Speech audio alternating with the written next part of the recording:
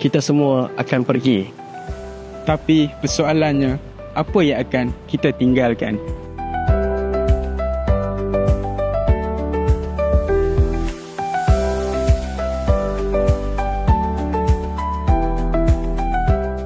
Ramai fikir harta untuk diwariskan. Tapi jangan kita lupa, ada yang akan kekal. Kalau harta cuma ditinggal, ianya mungkin akan terhenti di tangan waris. Tapi dengan pahala berwakaf, ianya akan terus mengalir seperti air dari mata air yang tidak akan pernah kering.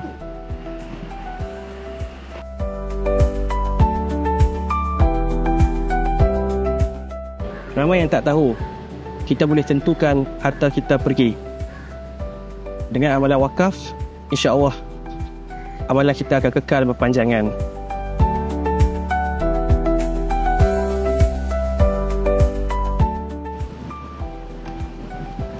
Bangunan ini didirikan di atas tanah yang diwakafkan. Allah pemiliknya. Manfaatnya untuk kita semua.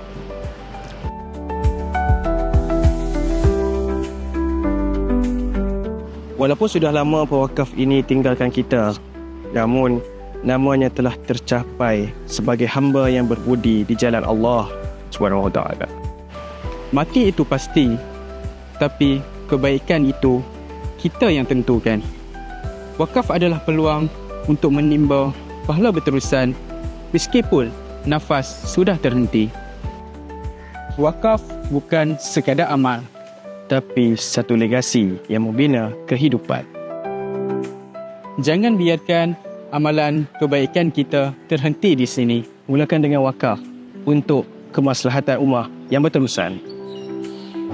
Wakaf yang barakah menjana ekonomi ummah.